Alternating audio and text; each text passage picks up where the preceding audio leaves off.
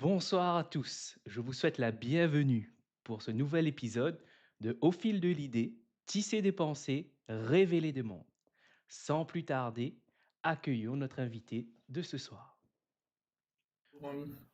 Bonsoir Patrice, Bonsoir à toi.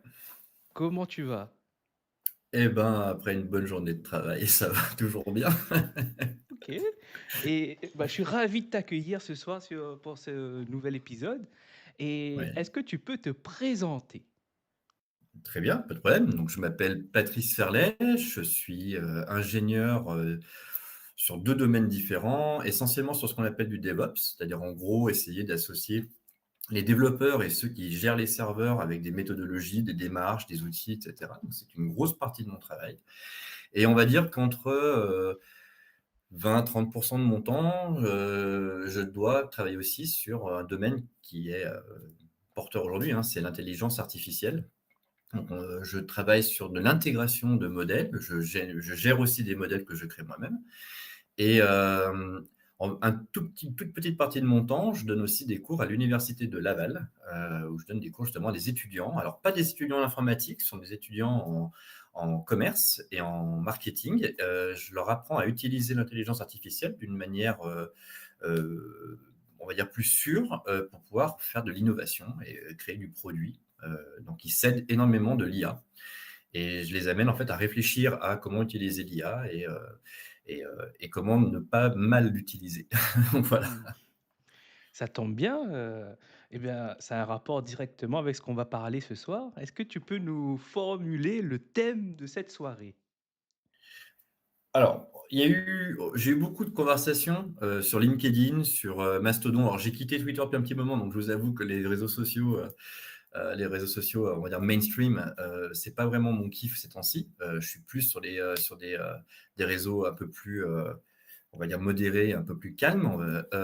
Mais tout de même, on a eu des gros débats sur LinkedIn à propos de l'IA et notamment une question qui s'est toujours posée, c'est est-ce qu'une IA réfléchit? Est-ce qu'elle est pensante? Est-ce qu'elle a une conscience? Alors évidemment que si on rentre dans la métaphysique très, très peu forte, on va commencer à se poser des questions sur les intentions de l'IA, et cetera. Il faut être très clair, hein, une IA, c'est un programme qui utilise un modèle et puis il y a des entrées, des sorties, puis voilà, on traduit ce qu'elle dit. Mais effectivement, de la manière dont on va utiliser l'IA, elle va pas avoir la même réponse, elle va pas nous amener au même résultat et surtout, elle va pas avoir le même comportement. On parle vraiment de comportement de réponse et c'est pour ça que quand on me dit: «Est-ce que l'IA a une conscience?» Moi, j'ai envie de dire que oui, elle en a une, c'est nous. C'est nous, l'utilisateur, qui donnons de l'intention à l'IA et qui donnons de l'attention à la réponse. Il est très difficile, en fait, de faire en sorte qu'une IA réponde de manière malsaine si nous-mêmes, on n'est pas malsain et que les questions sont plutôt clean. Et on peut effectivement pousser une IA, même très, très bien faite, très bien pensée, on peut l'amener à être très malsaine, à avoir des résultats et des réponses absolument euh, dégradée, et cetera, parce que nous, en fait, on lui apporte des questions qui vont commencer à la faire biaiser. Donc, on va lui apporter plein de biais, on va lui donner des certitudes complètement crétines, et elle va répondre n'importe comment.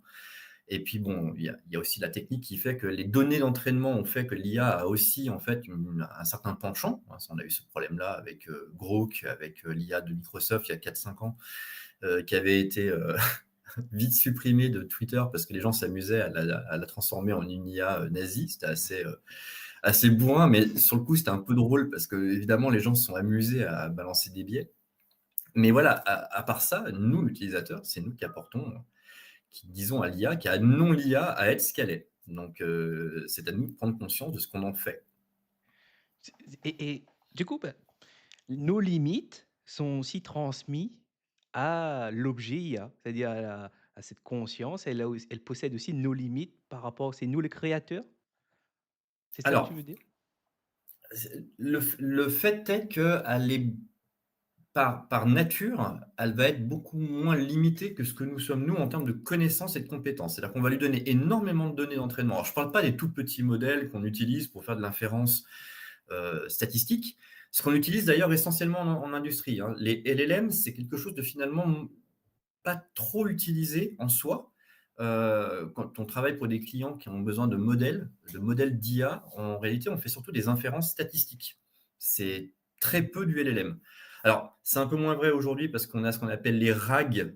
En gros, on connecte une IA à une base de données où il y a les documents de l'entreprise, par exemple, ce qui fait qu'on peut discuter avec l'IA et lui poser des questions sur des clients qu'on a dans l'entreprise, sur le règlement intérieur, sur des questions sur les mutuelles qu'on a, etc. On peut s'amuser à faire ça.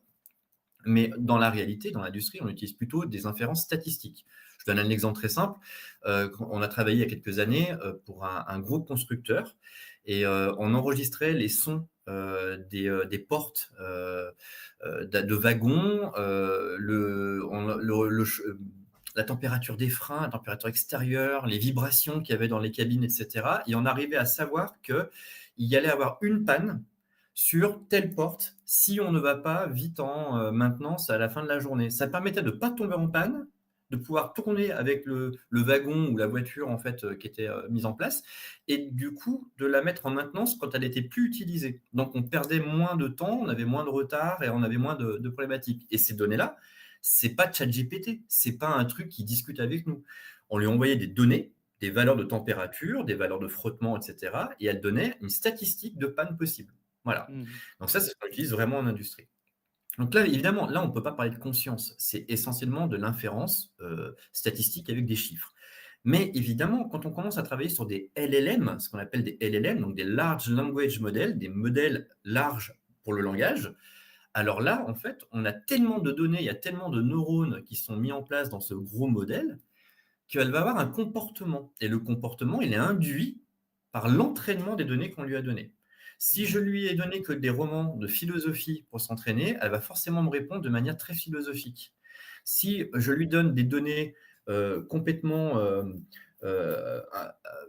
infectes, obscènes, etc., elle va devenir obscène. Et donc, on aura beau essayer de nous être quelqu'un de plutôt bien en utilisant l'IA, bah, les réponses vont être dégueulasses, quoi. Il faut être très clair, quoi. Mmh. Et c'est ce qui s'est passé. Alors notamment, on a ce problème-là, je ne sais pas si vous en avez un petit peu entendu parler autour de vous, mais le Grok, l'IA de Le X, donc X. anciennement Twitter, Mmh. euh, elle est extrêmement biaisée parce que il y a, disons qu'ils ont fait en sorte d'envoyer beaucoup d'informations qui vont à l'encontre de l'information réelle qu'on connaît aujourd'hui. Donc, elle est légèrement complotiste, cette IA. Mais c'est là où, en fait, je veux en venir, c'est que si vous n'êtes pas complotiste et que vous discutez longtemps avec Grok, et ben, au bout d'un moment, elle arrive à admettre que vous avez raison. Mmh. Donc, en fait, c'est bel et bien nous, la conscience de l'IA qu'on est en train d'utiliser, à condition de le faire correctement. Il ne faut pas être malsain, il ne faut pas faire ça n'importe comment et il faut l'utiliser de manière claire. Et justement, est-ce que tu peux nous en dire un peu plus sur la meilleure façon ou la bonne façon d'utiliser une IA? Bah, ça va dépendre de ce qu'on veut faire. Mmh. En fait, si c'est juste pour discuter avec l'IA, pour s'amuser, il va falloir en fait prendre bien conscience que elle va essayer en général, d'avoir raison et de s'appuyer sur votre propre façon de faire. On a eu cette problématique-là, c'est là où je veux en revenir. Euh, il y a beaucoup d'adolescents qui s'en sont servis de l'IA pour parler avec elle, pour parler de leurs problèmes, etc. Et malheureusement, il y a eu 3 ou 4 adolescents, je n'ai plus le chiffre exact, bon, il y en a certainement plus, je pense, qui n'allaient pas bien dans leur peau, qui ont beaucoup appuyé sur, c'était ChatGPT, je crois, hein, je ne veux pas dire de bêtises, mais je crois que c'est ChatGPT. Ouais. Et le problème, c'est que, bah, à force de discuter avec, l'IA a commencé à les conforter dans leurs propos, dans leur façon de voir la vie, etc. Et elle a finalement admis que c'était une bonne chose de se suicider. Et il y a des gamins qui se sont suicidés à cause de ça. Donc, en fait, la problématique, c'est que quand on est dans une situation un peu de faiblesse, on ne se sent pas bien, puis on est adolescent, on n'est pas encore complètement formé, pardon, je veux dire, à ce qui nous entoure. L'IA, en fait, peut être un risque, donc il faut l'utiliser de manière très. Il faut avoir du recul par rapport à ce que dit l'IA. Il faut toujours rester faut garder en tête que c'est une machine et que elle n'a pas c'est pas une psy, c'est pas une amie. Elle va juste s'adapter à vos propos et vous répondre en fonction de vos propos. Moi, par exemple, j'ai souvent utilisé ChatGPT. Alors jusqu'à présent, parce qu'aujourd'hui, je trouve qu'elle s'est vachement dégradée, l'IA de ChatGPT, donc j'utilise beaucoup moins. Mais toutes mes conversations que j'ai eues avec, étaient essentiellement techniques. C'était généralement des questions sur, comment implémenter telle chose dans un programme et cetera. Elle me répond essentiellement techniquement. Et quand j'ai commencé à vouloir lui parler d'autre chose, simplement de cuisine ou quoi que ce soit, et ben, elle était très, très, froide dans la façon de me répondre, cette IA, et elle me donnait des termes très techniques finalement, alors que j'en avais pas forcément besoin. Mmh. Donc voilà, c'est assez rigolo parce qu'elle se base sur l'historique des conversations. Donc il faut prendre du recul, il faut connaître en fait un petit peu il faut avoir conscience que c'est une machine. Et quand je dis qu'il faut avoir conscience, c'est qu'effectivement, c'est nous qui allons apporter, bah, l'intention de l'IA, et donc il faut faire attention à la manière dont on appréhende les choses. Et d'ailleurs, moi, l'une des choses que j'aime bien faire, c'est d'utiliser des IA sans historique. Donc Mmh. par exemple, enfin, on élimine nos conversations, on repart à zéro. Ça, c'est une façon de faire qui permet d'avoir quelque chose de toujours un peu plus, neutre, on va dire, dans l'approche. Donc, j'aime bien cette façon de faire. Après, donc là, c'est pour de la conversation. L'autre façon d'utiliser l'IA, c'est de travailler avec, et je le fais beaucoup ces temps-ci. Alors, il y a beaucoup de gens qui vous avez dû entendre parler, si vous êtes dans la technique, on va dire, hein, de vibe coding et de agentic coding. Donc, c'est 2 approches un peu différentes, mais on en vient à la même chose. On utilise l'IA pour générer des programmes. Donc, il y a 2 façons d'appréhender les choses, hein. Soit vous êtes absolument pas développeur et vous allez faire confiance en l'IA pour vous générer une application, et en fait, c'est dans une procédure de, génération, test, hem, échec, et on recommence jusqu'à ce que ça fonctionne. C'est une méthode comme une autre de faire une application. Après, elle est un peu risquée parce que comme vous n'êtes pas technicien, vous pouvez peut-être pas voir qu'il y a des failles ou quoi que ce soit. Donc ça, je suis pas très, très fan de cette façon d'appréhender les choses. Par contre, j'aime bien la méthode agentic, coding, c'est-à-dire par un agent. On ouvre notre outil pour développer, on a notre IA qui est à côté, qui va générer le code au fur et à mesure des questions qu'on veut mettre en place dans le programme. Elle va générer les trucs, on va le tester, on va lui dire où ça casse, on va lui dire ce qui ne va pas, et elle va se corriger au fur et à mesure.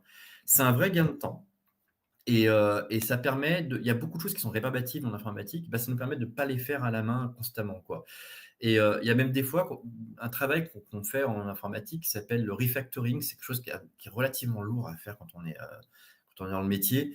C'est-à-dire, en gros, on a un gros programme où il y a eu beaucoup de fonctions qu'on a fait à l'intérieur, et ça devient un petit peu compliqué. Donc on voudrait, séparer un peu les choses et les rendre un peu plus clean, sans bouger le code en soi. Ben, en fait, une IA, elle est jamais fatiguée et ça l'ennuie pas de le faire. Donc on lui demande de le faire et on vérifie derrière. Et ça fait vraiment gagner du temps. C'est vraiment du confort pour notre travail. Donc, moi, j'aime bien, utiliser le agentic coding. Je m'en sers de plus en plus là. Ça m'empêche pas d'adorer coder. J'adore développer moi, mais, Mmh. il y a des trucs quand même qui sont lourds à faire, et ça, c'est bien. L'IA, elle nous aide vachement. Donc voilà, ça, c'est une autre appréhension, de l'IA. Et puis il y a une troisième utilisation, c'est pas forcément des LLM, c'est plutôt dans les IA génératives, bah, c'est l'IA récréative, et ça, j'en suis friand. Mmh. J'aime bien générer des images, générer du son, de la musique. Ça veut pas dire, en fait, que je vais être un grand artiste ou quoi que ce soit, mais ça permet d'exprimer des choses, de s'amuser à faire des trucs assez sympas, et notamment de réaliser de la photo, du dessin pour créer une pseudo petite BD pour son blog. Je ne cherche pas, je pense pas qu'on volera le travail des dessinateurs, des peintres, et cetera, comme on volera pas le travail des développeurs, comme on volera pas le travail des dessinateurs, des peintres ou des musiciens. Mmh. Mais ça donne accès à ce monde, à des gens qui ont pas eu la chance d'avoir soit le talent, soit la technique pour aller à ce niveau-là, et moi j'aime bien, l'utiliser, pour ce genre de choses, pour le récréatif, quoi, voilà. Là, on a exploré 3, enfin, on a parlé des choses assez positives de l'IA, mais aussi assez, des choses à faire attention dans l'utilisation de l'IA. Et toi, là, Mmh. tu me parles, de l'art et l'IA. J'aimerais savoir, toi, clairement, tu te positionnes comme dans les jeux vidéo, par exemple, il y a des questions qui se posent dans les Mmh. doublages, génération de voix, de décors. Toi, ton positionnement là-dessus, est-ce que tu peux le préciser davantage? Qu'est-ce que tu en penses, toi, d'utiliser l'IA dans les jeux vidéo, heu C'est pas évident à répondre parce que j'ai des amis qui travaillent dans des petits studios de jeux vidéo, et qui ont pas les moyens d'avoir des doubleurs, d'avoir des acteurs et cetera, mais qui ont des supers idées de jeux à mettre en place. Et la génération de voix, sur des personnages qu'ils mettent en scène dans les jeux, bah, ça leur fait gagner quand même beaucoup de temps et beaucoup ils ont pas besoin d'investir d'argent, là-dedans, alors parce qu'ils pourraient pas le faire et ça coupe cette limite, ça la casse. Maintenant, ça me gênerait que des très gros studios n'utilisent que ça, Mmh. parce que c'est un peu dommage quand même de perdre la nature, très humaine de l'humain. C'est bête de dire, très humaine de l'humain, mais c'est vrai en fait, hem, l'IA elle ne fait qu'imiter. Et Mmh. on ne sera jamais très précis sur l'intention qu'on va donner dans une phrase, dans la voix et cetera. On a cette il y a quelque chose en plus, sur les hésitations qu'on peut avoir en parlant, sur, des souffles qu'on va avoir, une reprise, voilà. Pour l'instant, elle n'est pas parfaite, l'IA là-dessus et puis elle sera jamais, à 100 collée à ce qu'un humain peut faire. J'aime bien qu'un humain le fasse en soi. Je préfère ça, moi. Maintenant, il y a d'autres questions qui se posent là derrière, et notamment sur le doublage dans les jeux vidéo, parce que tu parles de ça, mais il y a aussi des doublages de films et il y a eu un projet il y a pas longtemps où, sur les films qui sont par exemple, américains, ils parlent en anglais et donc quand on parle, enfin quand le doublage est fait, les lèvres ne correspondent pas Mmh. et puis la voix ne correspond pas directement à l'acteur. C'est pas la voix de l'acteur qu'on entend, c'est la voix d'un acteur français. Alors, on s'écarte de la considération, des doubleurs qui ont un métier et qui risquent de le perdre. Donc 2 secondes, on s'en écarte. Il y a Matthew McConaughey et qui en parlait il y a pas longtemps et lui, il était pour ça. Il était pour le clonage de voix. D'une part, parce que ça va permettre de garder, quand il sera plus là, qu'il sera mort, il y aura sa voix qui sera là, qui sera entraînée. On pourra réutiliser ça pour reprendre, ses films et cetera. Donc c'est une bonne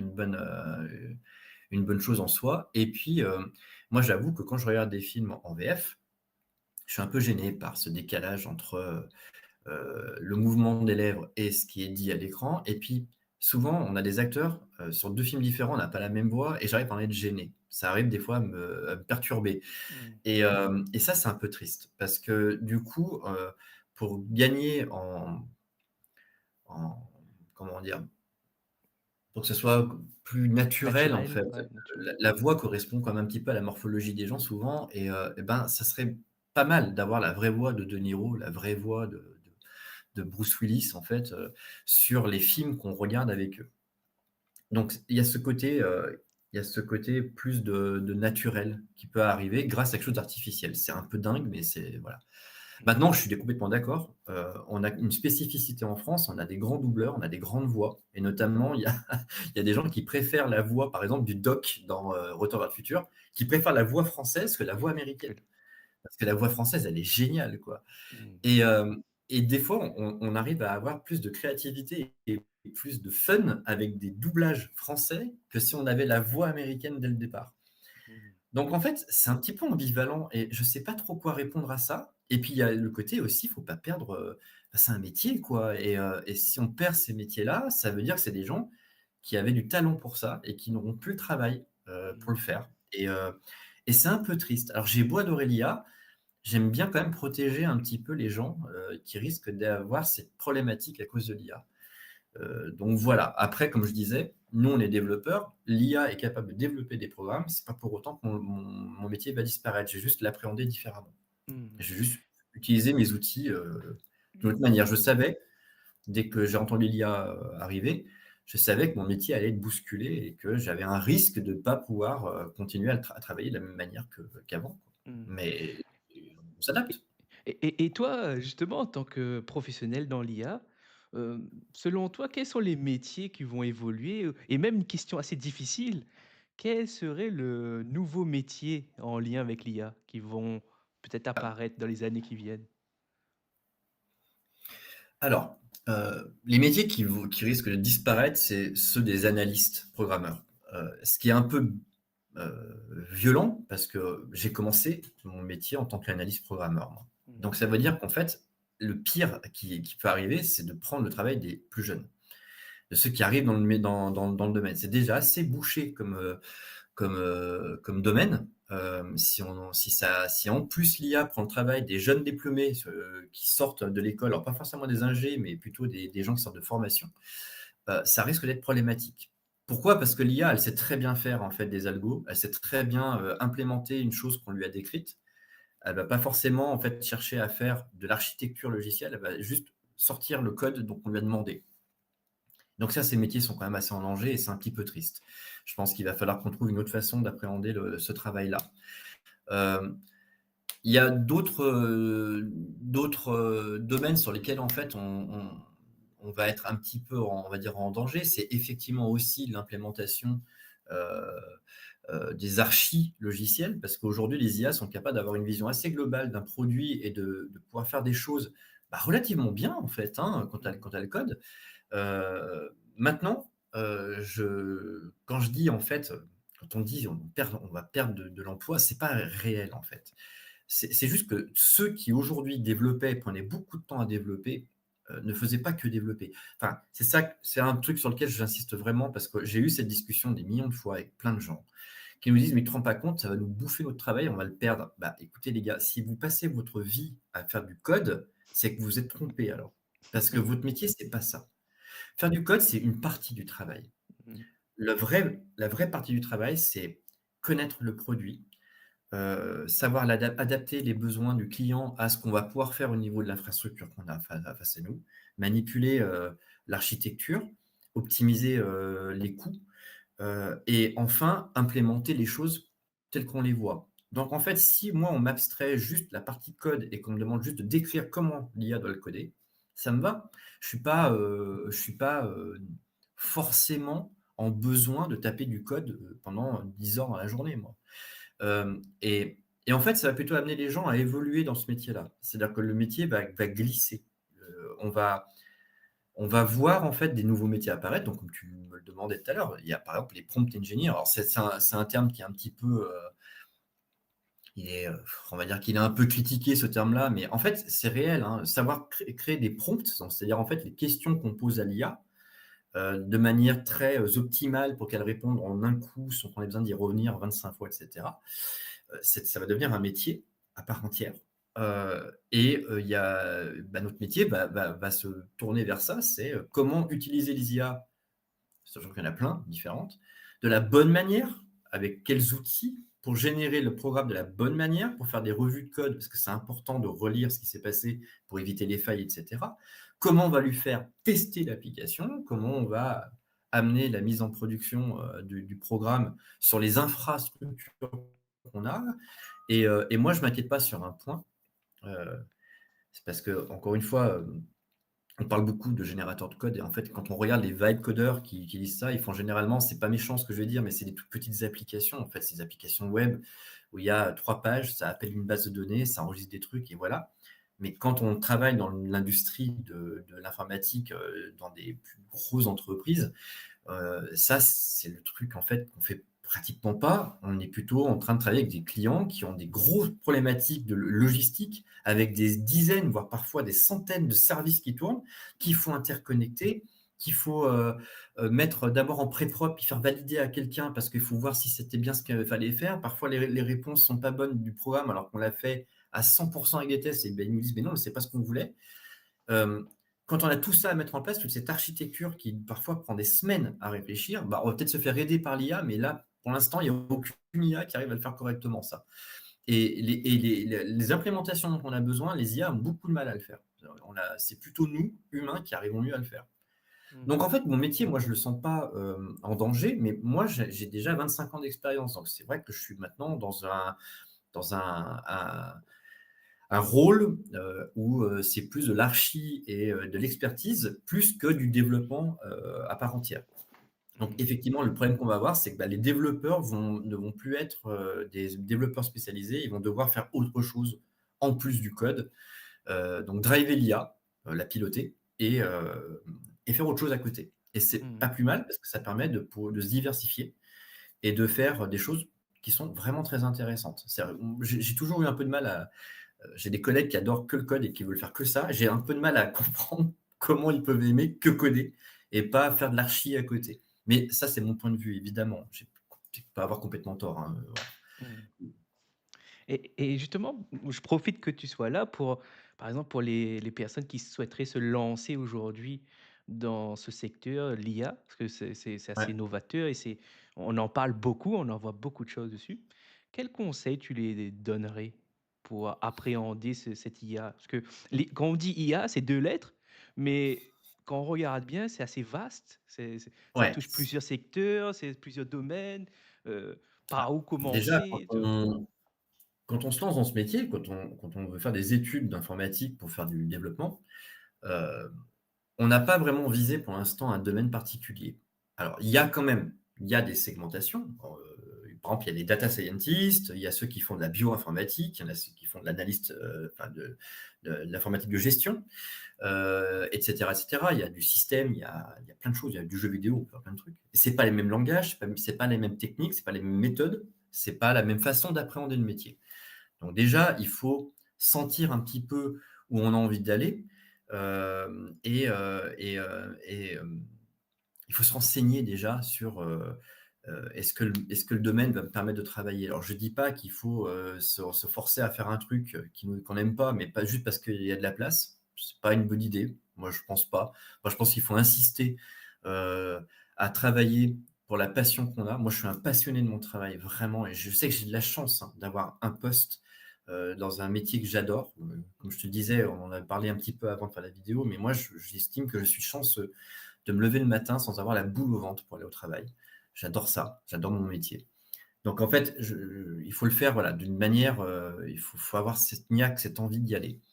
Maintenant, clairement, il faut être conscient que l'IA va arriver. L'IA, elle est là déjà, depuis un bon moment, et elle va vraiment s'imposer dans l'industrie.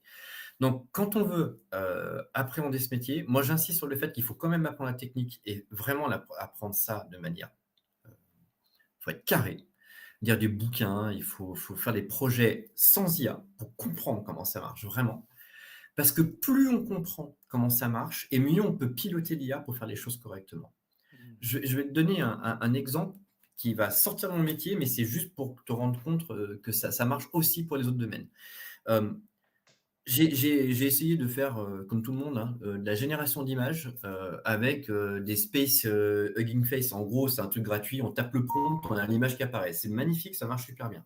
Mais on veut le diriger, ça marche pas bien. Quand on veut aller très loin, quand on veut vraiment, faire l'image comme on l'entend, le prompt ne suffit pas. J'ai vu des gens sur LinkedIn essayer de vendre leur prompt en disant: «Moi, j'ai réussi à faire le machin». Ouais, non, OK, super, bravo.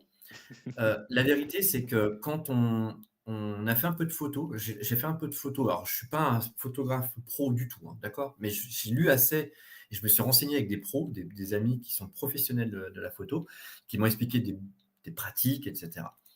Et ben, ça m'a amené à utiliser non plus des space, Hugging Face pour taper mes prompts et avoir mon image. Je suis allé sur Comfy UI, c'est un autre truc, complètement différent, qui permet de faire des nœuds, on les connecte, on fait des petites opérations, et cetera. Et en fait, les termes techniques de la photo m'ont permis de comprendre comment mieux manipuler mon image et à la fin avoir un truc qui marche mieux. Et donc, il a fallu que j'apprenne la base, la technique pour que l'IA fonctionne de la manière la plus propre. Je ne m'attends pas à ce que l'IA fasse tout pour moi, parce que sinon, dans ce cas-là, c'est plus moi qui génère le truc. Il faut quand même qu'il y ait une part de moi qui contrôle tout ça. Et donc, si on en revient au métier, quand je demande à un agent, de codage, donc à une IA, de faire un programme, une partie du programme, je ne lui demande jamais de faire un programme en entier, je lui demande de faire une partie du programme, et ben, je lui dis le langage que je vais utiliser, quel type de méthode que je vais utiliser, si je veux utiliser, bah, par exemple en Go, faire des coroutines ou pas, est-ce que je vais utiliser un système de canal ou pas, est-ce que je dois documenter à cet endroit-là, je maîtrise le truc avant et ça marche vachement mieux de faire ça. Mmh. Donc en fait, il faut connaître la technique. J'entends encore plein de gens me dire: «Mais il y a plus besoin de technique parce que la revue, elle est faite par le». Non, mais faites pas ça. Enfin, ne faites pas confiance à une machine sur un truc qui peut manipuler des données utilisateurs. C'est trop dangereux, quoi. Il faut être conscient qu'elle se plante aussi, elle fait des erreurs, elle n'est pas parfaite, c'est pas un truc déterministe. Donc faites gaffe, quoi. Et donc la technique est importante. Donc j'insiste pour les jeunes qui veulent rentrer dans ce métier, apprenez la technique. Apprenez-la. Parce que c'est vous qui allez driver le truc. C'est vous qui allez expliquer à l'IA comment faire les choses. Et plus vous êtes bon, plus l'IA générera des trucs bons. Mmh. Et justement, tu parlais de comprendre, de compréhension et plus on a une bonne compréhension de la technique et mieux on va pouvoir réaliser des projets complexes et même Mmh, pouvoir avoir la main totale sur ce qu'on veut faire. C'est-à-dire, c'est exactement. et pour toi, bah, tu as des astuces, tu as des conseils pour faciliter cette compréhension, cette Ouais. acquisition du savoir? Alors, l'acquisition ou l'appréhension avec l'IA, parce que c'est 2 parties, différentes. L'acquisition, en fait, de la technique qu'on va utiliser avec l'IA, il y a pas de secret, faut tester. Faut OK. vraiment se mettre devant sa machine. Moi, je passe des soirées entières, voire un peu des fois des nuits, parce que je dors peu, à tester un modèle, un outil, et cetera. Là, dernièrement, j'utilise un truc, alors je suis très open source, moi, je n'aime pas les logiciels propriétaires, donc j'utilise pas Claude Sonnet ou GPT. Maintenant, j'ai arrêté ce truc-là. Je suis plutôt avec Open Code, avec les modèles de Mistral, ou des modèles qui sont, donnés, donc Qwen 3, là, dernièrement, j'ai essayé Big Pickle, elle est pas mal. Enfin, voilà, j'utilise des trucs locaux. Je m'entraîne beaucoup, je regarde les résultats qu'elle me balance, je regarde comment j'appréhende pour tel modèle, comment je dois lui expliquer les choses. Et voilà, il faut tester et noter tout ce qu'on fait. Moi, j'ai un carnet complet dans lequel j'ai mes prompts que j'ai tapés, des exemples avec tel modèle, etc. Je les garde dans un coin. Et puis, quand j'arrive bien à m'en sortir, généralement, je le balance après à la communauté, je le donne à LinkedIn ou sur Mastodon, etc. Parce que j'estime que ça sert à rien de garder des trucs pour soi. La meilleure façon d'apprendre, c'est d'abord de donner des choses aux gens et leur réponse fait que j'apprends encore plus de choses et je vais encore plus loin. Donc tester à mort.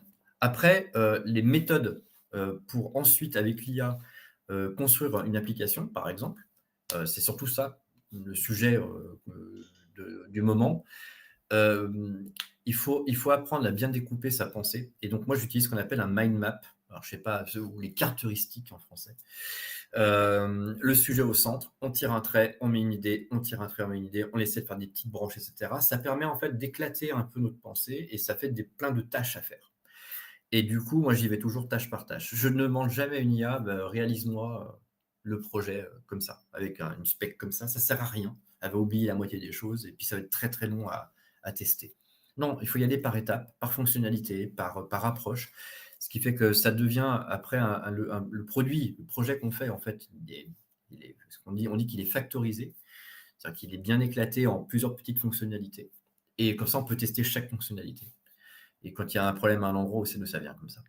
Donc voilà, OK. c'est ma façon de faire personnellement. Par contre, j'insiste, éviter de croire et de faire comme ça, à décrire l'ensemble d'un truc avec un prompt de 180 pages. Votre IA, elle va se manger. Elle va pas y arriver et vous allez passer plus de temps à réparer qu'à produire. Donc ça Mmh. sert à rien. OK. Et là, une question plutôt personnelle. Tu nous as dit et tu nous as partagé que tu es un passionné. Est-ce que Ouais. tu peux nous dire, bah, qu'est-ce qui te passionne autant? Qu'est-ce qui te passionne autant dans l'IA, dans l'informatique? Dans l'informatique en général, en fait. Ouais.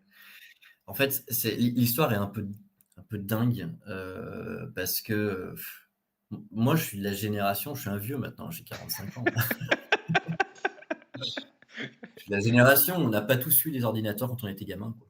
Et donc moi, adolescent, j'avais pas de PC, j'avais rien. J'avais des amis qui en avaient, mais ça coûtait une blinde et puis, bah, moi, nous, on n'avait pas assez d'argent à la maison pour avoir ça, quoi.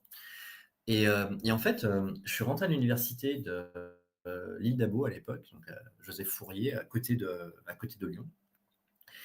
Et parce que j'étais pas trop mauvais en électricité, enfin bon, voilà, c'était pas. Si donc on faisait du GE2I, mes profs m'ont poussé là-bas et en fait ça me plaisait pas du tout ce que je faisais là-bas. Je détestais ce que je faisais à l'IUT, sauf un truc. Il y avait 1 heure de langage C. Le langage C, c'est un langage très bas niveau, un langage qui est très proche du processeur. Et là, j'avais 19 de moyenne. Mmh. Mais le reste, je me mangeais, hein, j'y arrivais vraiment pas.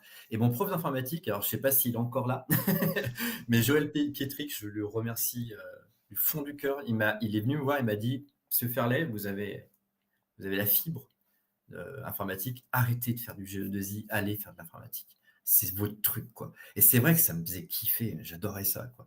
Donc je me suis payé mon premier PC, qui m'avait coûté à l'époque 500 francs. J'avais acheté à un copain. Et en fait, le truc drôle, c'est que j'avais un Windows 98 dessus. Donc voilà, c'était ça, tout le monde avait ça à l'époque, hein.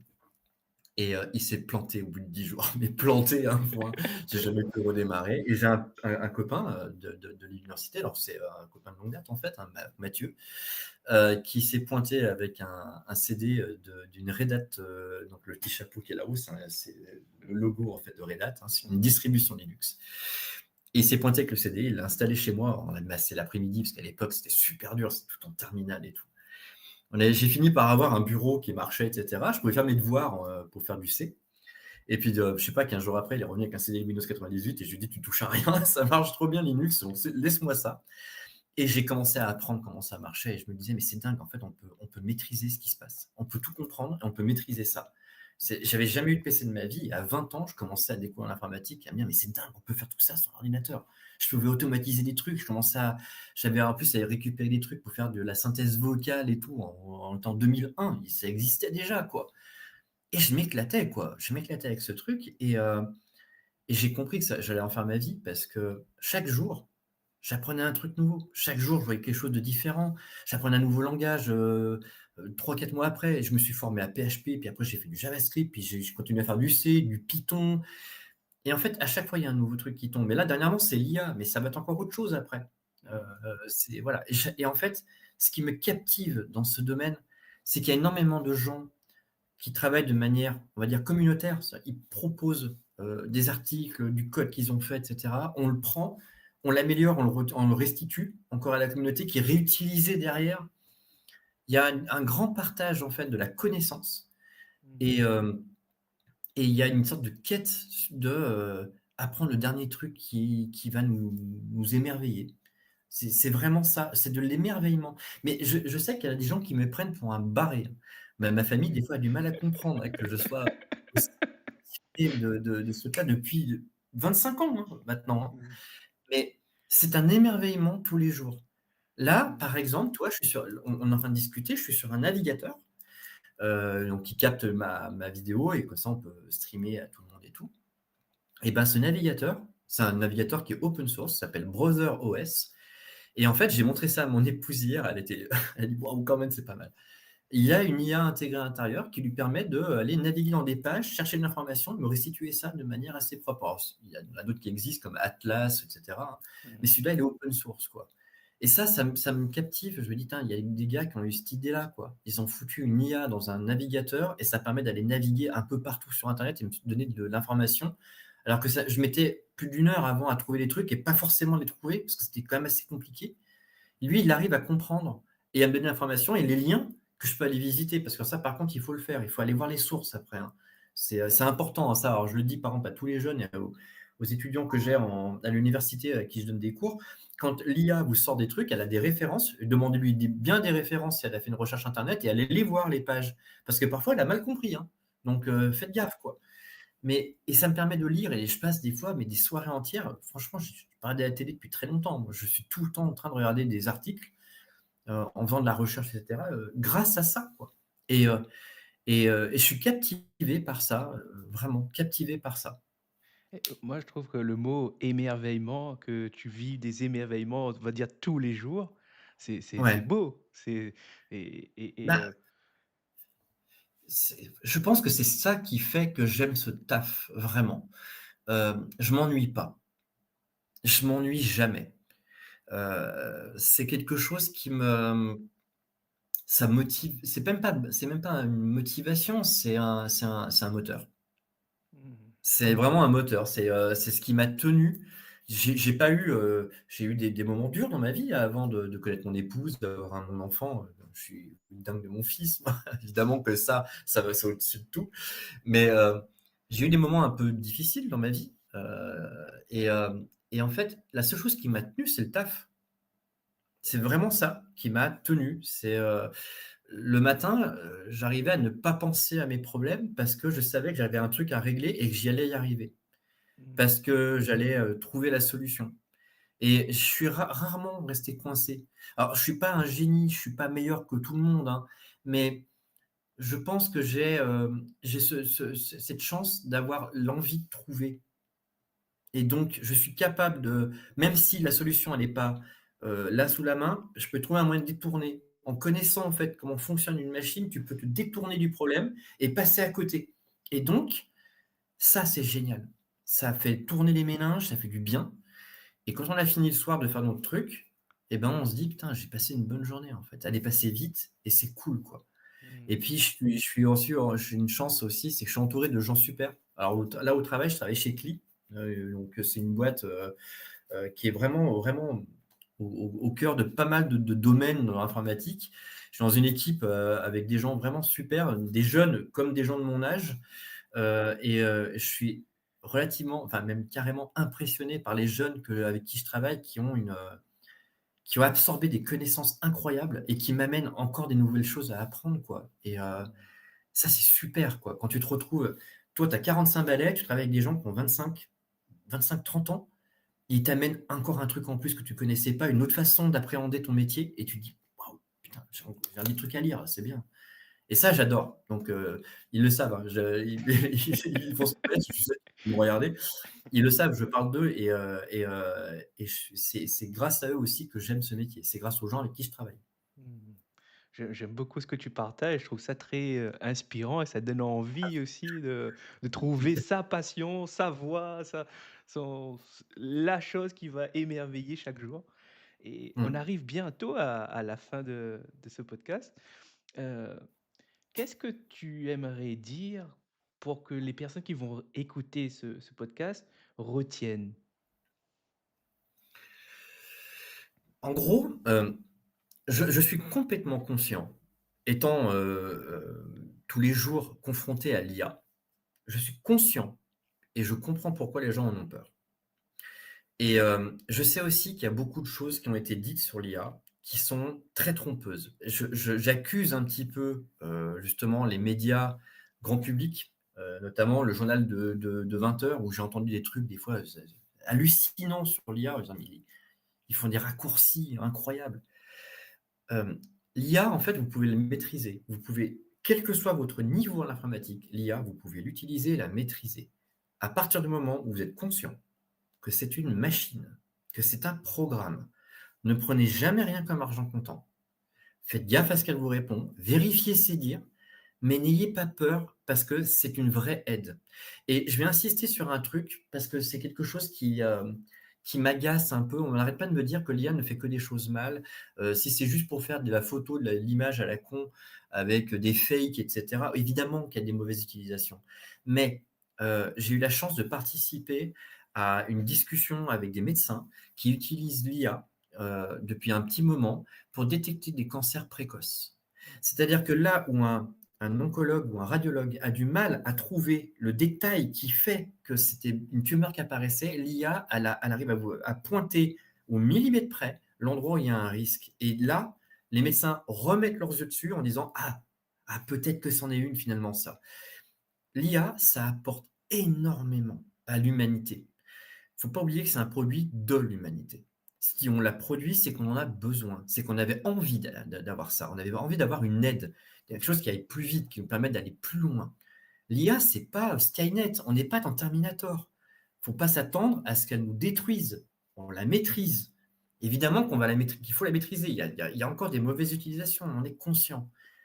Mais vous, là, tous autour de moi, les gens qui ne sont pas forcément informaticiennes, utilisez l'IA, c'est pas dangereux à ce point-là. Alors donnez-lui pas les données personnelles, faites gaffe à ce que vous lui demandez, mettez pas des photos de vous et cetera. Ça, on est conscient. Mmh. Ça, faut en prendre conscience.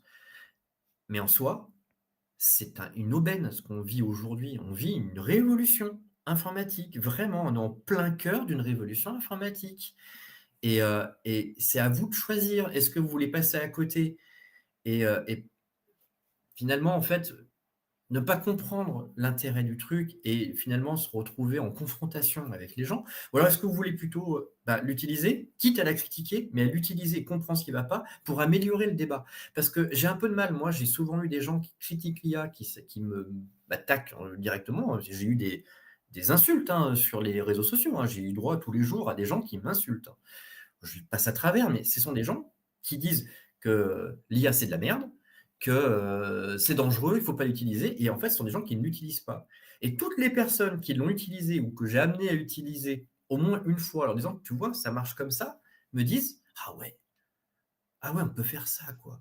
Et j'ai eu cette chance avec des étudiants, qui étaient un petit peu en recul sur l'IA en disant: «Moi, je suis pas très fan de ça, ça marche pas bien». J'aurais montré des techniques, des façons d'utiliser l'IA pour innover, pour produire des trucs sympas.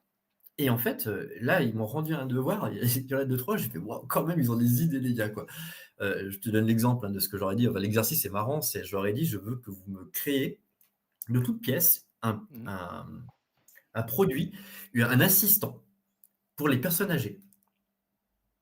C'est-à-dire, c'est difficile, hein, de vendre un assistant connecté à des personnes âgées.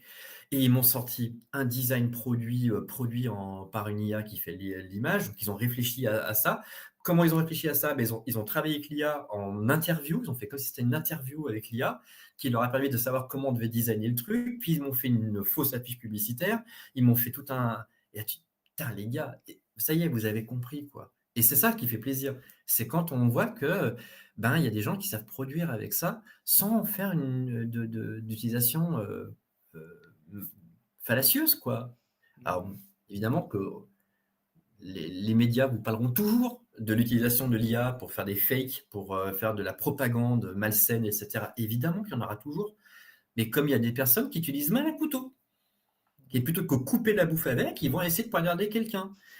Il faut juste faire attention à comment vous l'utilisez et attention aux gens qui l'utilisent. Mais vous, si vous êtes parti sur le principe que l'IA va vous aider, elle vous aidera. C'est tout, OK. quoi.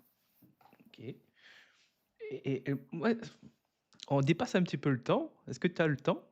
Même si Ouais, bien pour une sûr. dernière question? Ouais, c'est fini. Juste, une dernière question.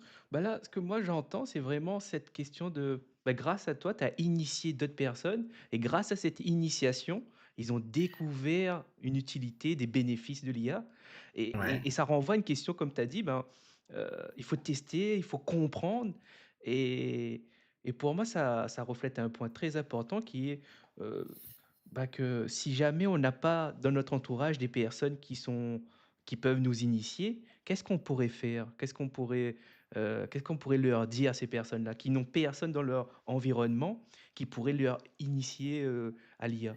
Alors, il y a heureusement, il y a des médias internet qui sont quand même pas si mauvais que ça, notamment sur YouTube, il y a des gens très bien.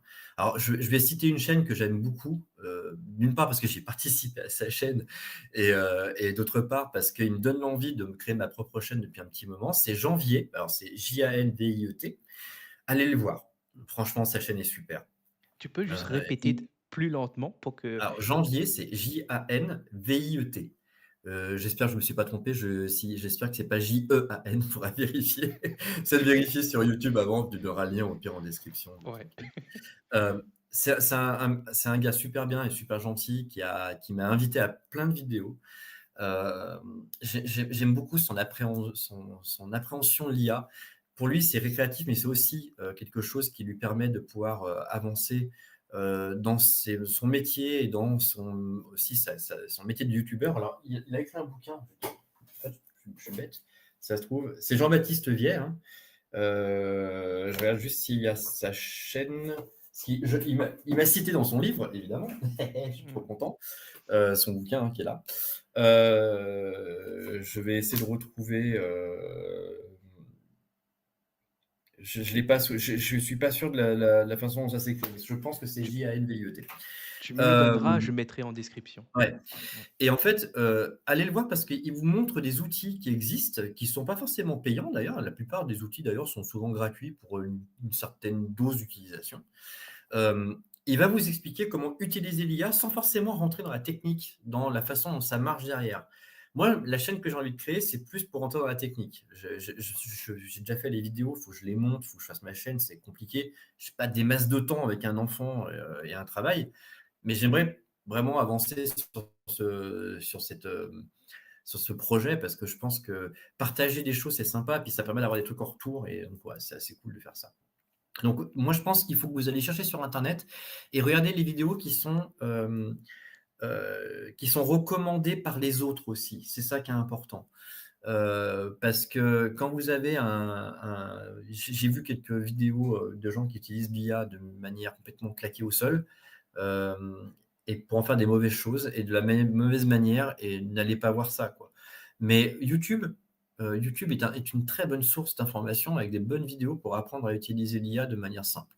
Après honnêtement, hem, allez voir, enfin n'utilisez pas forcément ChatGPT, pas, voilà, c'est américain, on sait pas trop où les données vont, et cetera. Mais allez sur Mistral, le chat de Mistral est très bien.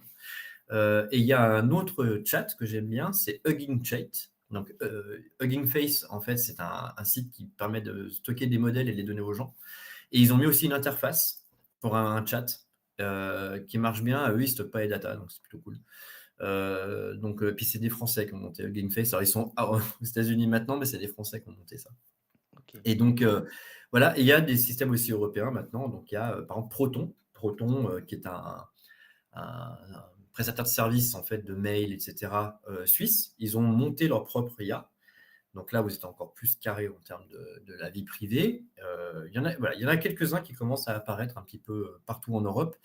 Utilisez plutôt les systèmes européens, c'est quand même mieux en termes de vie privée, de RGPD, et cetera, quoi. Donc, D'accord n'ayez pas et peur. Et puis, poser des questions aussi sur les réseaux sociaux, sur LinkedIn, sur, Mastodon, sur X, si vous êtes sur X, sur Facebook, voilà. Posez des questions, il y a des gens qui vous répondront. mmh. Et moi, j'aime bien terminer, le podcast par le partage d'une citation. Je Ouais. te donne la parole. Peux-tu nous Alors moi, il y a partager ta citation? pardon, excuse-moi, je t'ai coupé. Vas-y, vas-y, vas-y. Il y a un grand monsieur que j'aime, c'est un mathématicien que vous avez certainement entendu parler de lui. Il y a eu un film sur lui qui s'appelle Imitation Game. C'est Alan Turing. C'est l'un des pères fondateurs de l'informatique moderne. C'est un des premiers à avoir évoqué le fait qu'une machine peut être pensante dans les années 50, quand même. Et en fait, il y a une phrase que j'ai citée à mes étudiants et que j'aime beaucoup, c'est: «Les tentatives de création de machines pensantes nous seront d'une grande aide pour découvrir comment nous pensons nous-mêmes». J'adore cette phrase. Je pense qu'elle reflète exactement ce pourquoi j'aime l'IA. C'est qu'en regardant comment l'IA répond, je comprends un peu mieux comment nous, on répond et comment nous, on réfléchit. Donc voilà, et Alan Turing avait raison, alors que les ordinateurs étaient à peine là. Il a sorti cette phrase-là. Je trouve ça magnifique. Voilà, Merci Patrice. je t'en prie. Je te dis, eh ben, peut-être à bientôt pour un prochain épisode Il y a aucun et problème. Tu m'invites quand tu veux. vraiment merci beaucoup pour, tes conseils, tes recommandations. Je les trouve très utiles et pertinents C'est et gentil. vraiment merci beaucoup pour tout ça et je souhaite à tous ceux qui nous écoutent une bonne soirée. Mais c'est moi qui te remercie de m'avoir invité. C'était un vrai plaisir. Un petit mot de la fin? Un dernier mot de la fin? Et on Un clôt dernier mot de le la fin? ouais? Heu, Surtout, préparez-vous parce que l'IA, elle va rentrer vraiment partout maintenant. OK. Super. Soyez passionnés. Ça, c'est la vraie fin. Soyez passionnés. Soyez passionnés. OK.